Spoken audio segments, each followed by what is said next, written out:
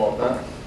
And I may be wrong, it's just my own view, but you'll have to think. This has been very highly regarded in terms of the beat movement, but I don't think there's anything beat about Whitman, and I don't think that they had any right to take Whitman as their guide. They honed in on his sexuality and felt an identification there, but their attitude towards the country was the total 180 degrees opposite of Whitman, and they used his rhythms to write their own kind of poetry, the beat movement I'm talking about. People like Kerouac and the other writers of that kind that you may have heard of, you may not have, and they claim Whitman was their inspiration. But I don't see Whitman as being their inspiration at all. I mean, I don't think Whitman was like Burroughs. What's the name of Burroughs' famous book? Huh? No, he had a different book, not that, you're right, Burroughs. Talking about Burroughs, who was the beat movement. There's a book about heroin addiction. One was called Junkie, and I forget what the other book. I don't think Whitman was extolling that kind of thing, frankly. William S. Burroughs. You guys must know the name of some of his works. They've been dominating literature for the last 50 years, but I said it's not a very literary group here. In any case, houses and rooms are full of perfumes. The shelves are crowded with perfumes. I breathe the fragrance myself and know it and like it. The distillation will intoxicate me also, but I shall not let it. There's no rhythm there that you can point out. It's a new form of poetry. He broke poetry open, actually. No one wrote this way before Whitman. Everyone had to construct, you know, the da da da da da da da da da da da da, and there was always some artificial rhyme, some clever word that was being used, but the spirit actually was not the essence of what was being communicated. What was being communicated was the artistry of the given writer to construct a good-looking piece of poetry. This doesn't look good, but the spirit is communicated, I think. And that's what he's trying to do. And it's more like biblical verse than it is like modern poetry. And I think that his inspiration was the Bible in some odd way. The atmosphere is not a perfume. It has no taste of the distillation. I mean, that's not poetry. The atmosphere is not a perfume. How is that poetry?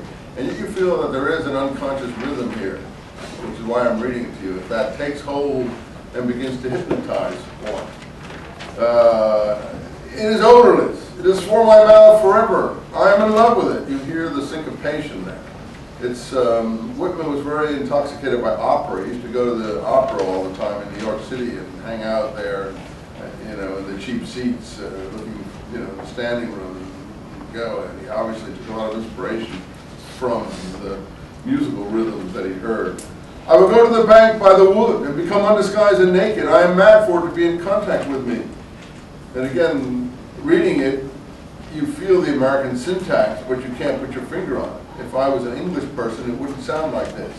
If I was a person from a foreign culture who didn't know English, American English well, I wouldn't be able to read it with the right syncopation, if you like.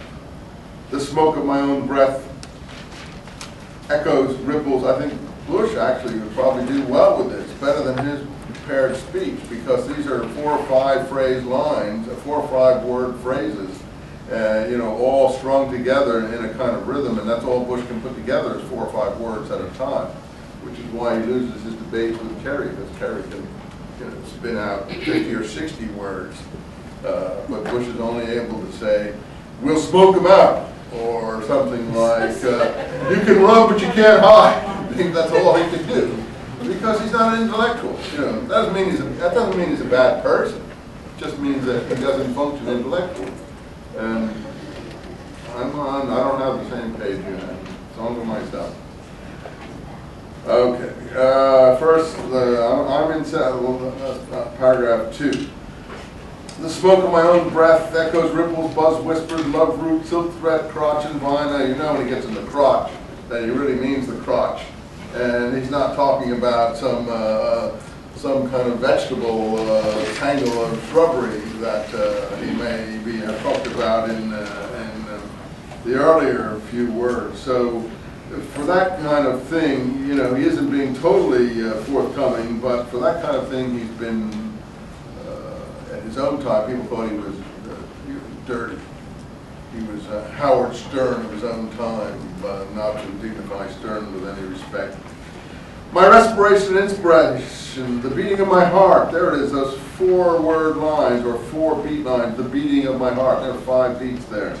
The passing of blood and air through my lungs, the sniff of green leaves and dry leaves, and of the shore and dark-colored sea rocks, and of the hay in the barn. So there is a rhythm here. And the hay in the barn, you know, but what it is, I wouldn't be able to plot out for you.